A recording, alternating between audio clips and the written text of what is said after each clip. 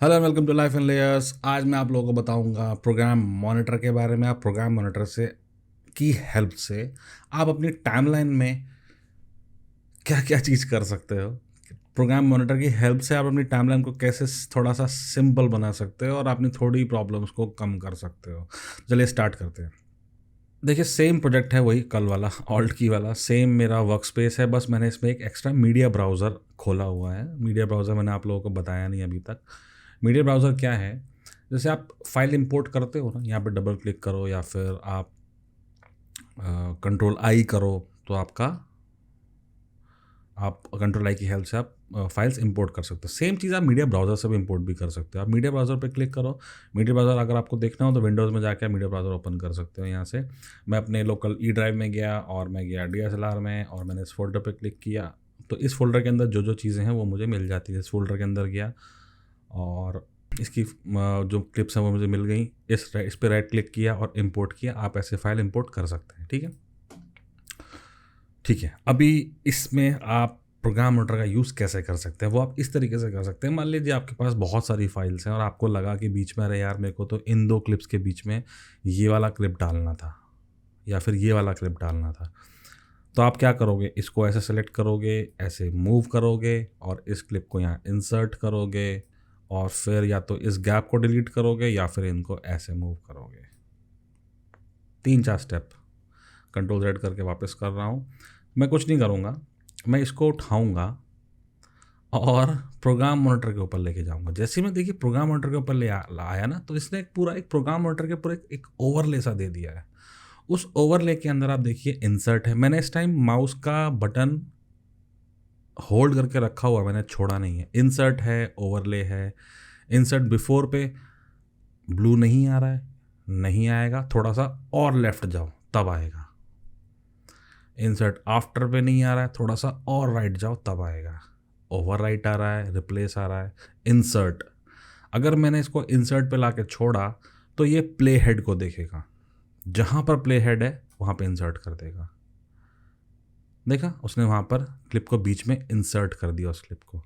इसका मतलब अगर मैं प्ले हेड यहाँ पर लेकर आऊँ तो तब इंसर्ट करूँ तो भी इंसर्ट हो जाएगा। सॉरी, यहाँ नहीं, यहाँ इंसर्ट हो जाएगा। उससे पहले मैं एक चीज़ और बताता हूँ, वो इंसर्ट का आपको समझ में आ गया। ये प्रॉब्लम है आपको कि आपको ये क्लिप इन दोनों के बीच में डालनी है, तो आप कंट्रोल प्रेस करो और इसको उठा के देखिए, ये देखिए पूरा एक नया प्ले हेड से आगे जिसके पास एरो की लगी हुई है, आप यहाँ पे डाल सकते हो।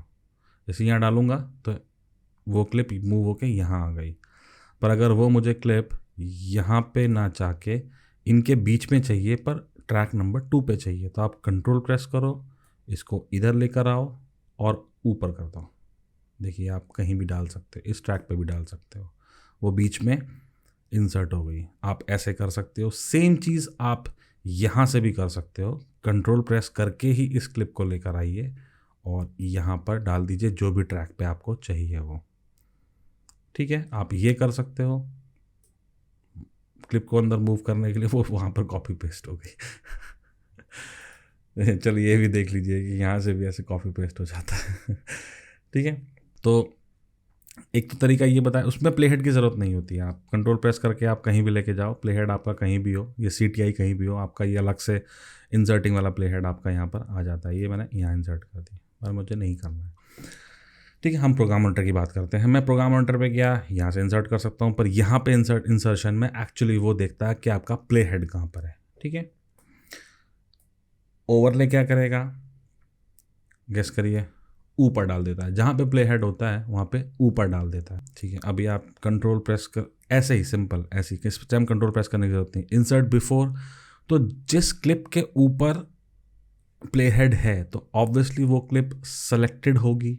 और अगर मैं इंसर्ट बिफोर करता हूँ तो, और मैं यहाँ छोड़ूंगा तो देखिए इस क्लिप के बिफोर वो क्लिप आ गई। ठीक है, सेम चीज़ आपका इंसर्ट आफ्टर, मतलब इस क्लिप के बाद आ गई, ये रही क्लिप। ठीक है, ओवरराइट। ठीक है, मैंने ओवरराइट पे क्लिक किया तो उसने ओवरराइट कर दिया। सोर्स पैचिंग V1 के ऊपर है तो इसने यहाँ ओवरराइट किया। क्या अगर सोर्स पैचिंग V2 के ऊपर होती तो एक कहाँ ओवरराइट करता, ऊपर। उसने इसको सेलेक्ट नहीं किया, ऊपर कर दिया। ठीक है, मान लीजिए अगर ये क्लिप यहाँ पे भी है और अगर मैं इसको ओवरराइट करूँ तो सोर्स पैचिंग मेरी V2 पे थी इसलिए यहाँ पर आया, है ना। वही चीज़ अगर मैं रिप्लेस करता हूँ तो रिप्लेस का मतलब क्लिप रिप्लेस हो जाएगी। अगर मैं रिप्लेस पे लाके छोड़ता हूँ तो क्या होगा, देखिए क्लिप सेलेक्टेड है V1 वाली और जो सोर्स पैचिंग है वो है V2 वाली। अब मैं रिप्लेस पे करूँगा तो उसने जो सेलेक्टेड है उसको सेलेक्ट किया, जो सेलेक्टेड है उसको सेलेक्ट किया। और देखिए वो जो ओरिजिनल क्लिप थी वो लंबी थी और जो मैंने क्लिप रिप्लेस करी वो छोटी थी, इसलिए ये आगे वाला पार्ट ब्लैंक आ रहा। आप इसको ऐसे कम भी कर सकते हैं। ठीक है, इसका मतलब जब अगर मैंने सोर्स पैचिंग यहाँ कर रखी है और अगर मैं इस क्लिप को लाके ओवरराइट करता हूँ तो वो सोर्स पैचिंग देखता है। देखिए सोर्स पैचिंग उसने देखा कहाँ पे सोर्स पैचिंग है, और अगर मैंने V2 किया होता और अगर मैं ओवरराइट करता तो वो ऊपर वाले पे लाता। ओके, वहीं अगर मैं इसको अभी ओवरले करूँ तो ओवरले तो एक्चुअली ऊपर ही लाता है, ओवरले तो ऊपर ही लाता है। ठीक है, ये आपको समझ में आया होगा। अभी मैं करता हूँ रिप्लेस में एक चीज़ और दिखाता हूँ आपको। मान लीजिए मेरा V1 ट्रैक सेलेक्टेड है, ठीक है, मैं यहाँ से लेकर आया और मैंने इसको किया रिप्लेस, सॉरी इसको नहीं, ये क्लिप कौन सी है, वेजिटा, ठीक है, मैं इसको यहाँ लेकर आया, ये क्लिप सेलेक्टेड है और मैंने इसको किया रिप्लेस। तो जब मैं इसको रिप्लेस करूँगा, देखिए रिप्लेस तो ये पर क्लिप की लेंथ उतनी है क्योंकि जो मैंने रिप्लेस जिससे किया वो क्लिप लंबी थी, तो इसके अंदर वो क्लिप एट प्रेजेंट है अभी, उसको आप लंबा कर सकते हो क्योंकि मैंने जो क्लिप जिसको रिप्लेस किया वो छोटी थी और जिससे रिप्लेस किया वो लंबी थी, इसलिए वो आपको छोटी दिख रही थी। ये तो हुआ जब आप यहाँ से मूव करते हो। अगर मैं सोर्स क्लिप से मूव करूँ, सोर्स मॉनिटर से, अगर मैंने इसको सोर्स मॉनिटर में ओपन किया और मैं इसको यहाँ लेकर आऊँ तो सेम चीज़ चलती है। रिप्लेस और ओवरराइट में आपका सोर्स पैचिंग जहाँ पर है वो काम करता है और इन सब में नॉर्मली जो चलता रहता है। ठीक है, सेम चीज़ आप टाइमलाइन से भी कर सकते हो। जी हाँ, आपने इस क्लिप को पकड़ा, ड्रैग करके ऊपर लेके गए तो देखिए वो पूरा का पूरा मेनू यहाँ से भी आ रहा है, यहाँ पे वो प्ले हेड दिखेगा। अब देखिए यहाँ पर रिप्लेस कैसे काम करेगा, ओवरराइट जहाँ पर प्ले हेड है वहाँ ओवरराइट कर देता, भले ही सोर्स पैचिंग कुछ और हो। यहाँ पर एक्चुअली सोर्स पैचिंग काम नहीं करती। मैंने आप लोगों को बताया था सोर्स पैचिंग कब काम करती है, जब आप प्रोजेक्ट विंडो से टाइमलाइन पे क्लिप लेकर आते हैं या फिर सोर्स मॉनिटर से टाइमलाइन पे क्लिप लेके आते हैं।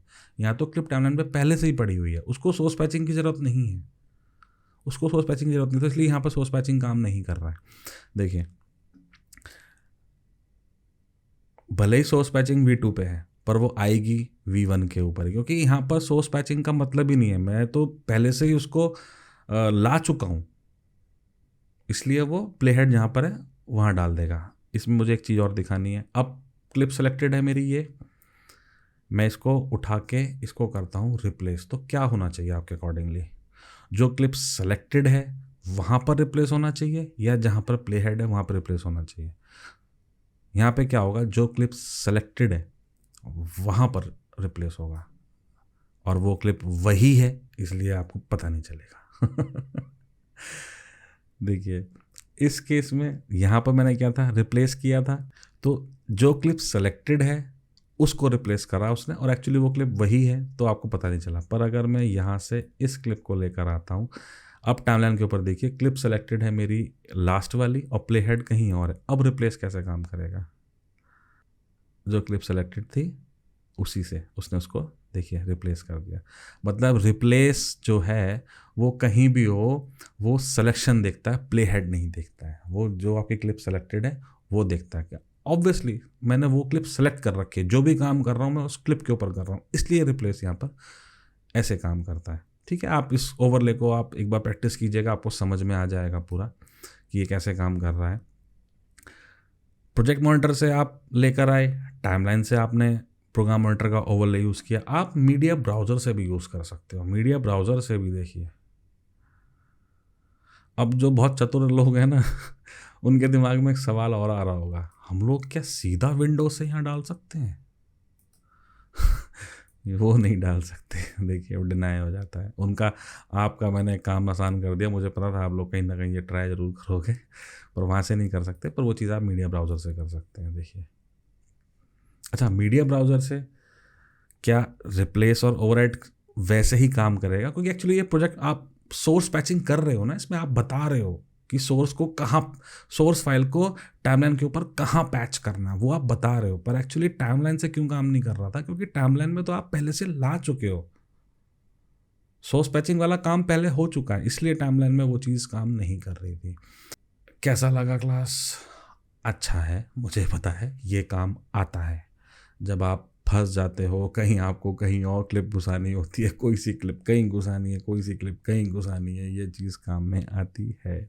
कई बार आप सारी प्रोजेक्ट विंडो से क्लिप उठा के टाइमलाइन के ऊपर डाल देते हो, फिर लगता है यार ये क्लिप तो बीच में डालनी थी, फिर सारी क्लिप को उठा के साइड आगे करोगे, फिर बीच में घुसाओगे, फिर गैप को डिलीट करोगे या सबको मूव करोगे। उन चीज़ों से बचने के लिए ये है, टाइम बचाता है ये। आशा करता हूँ आपको पसंद आया हो। पसंद आया तो लाइक करो, सब्सक्राइब करो, और कमेंट्स में कुछ सवाल हो, कुछ भी सवालात हो आप इनसे पूछिएगा। चलिए मिलते हैं मेरी अब नेक्स्ट क्लास में, जो पता नहीं शायद टाइमलाइन के ऊपर ही होने वाली है, क्योंकि टाइमलाइन के बहुत सारे टूल्स बचे हुए हैं जो मैंने अभी तक बताए नहीं है।